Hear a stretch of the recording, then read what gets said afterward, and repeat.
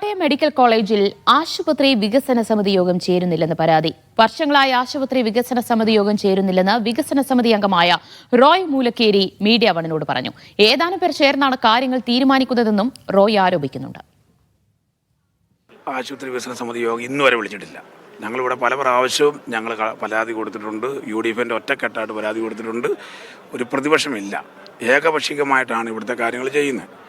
നമ്മൾ പല പ്രാവശ്യം പരാതി കൊടുത്തിട്ടും ഇല്ല. ഇവിടെ ഒരാളെ പോലും കയറ്റുമായിരുന്നു.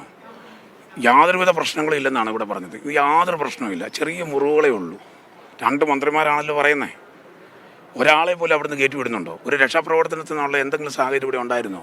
ഇവിടെ എല്ലാം വളഞ്ഞു വെച്ച്, പോലീസിനെ എല്ലാം വളഞ്ഞു വെച്ച്, മാധ്യമപ്രവർത്തകരെ പോലും ഇവിടെ കയറ്റുന്നില്ലല്ലോ. അത് കഴിഞ്ഞല്ലേ ഒരു സ്ത്രീ മരിക്കുന്നവരറിയുന്നേ.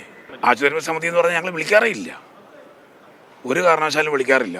ഒരു ഇന്ന് വരെ വിളിച്ചിട്ടില്ല. ഒരു എക്സിക്യൂട്ടീവ് കമ്മിറ്റി ഉണ്ടാക്കിയിട്ടുണ്ട്.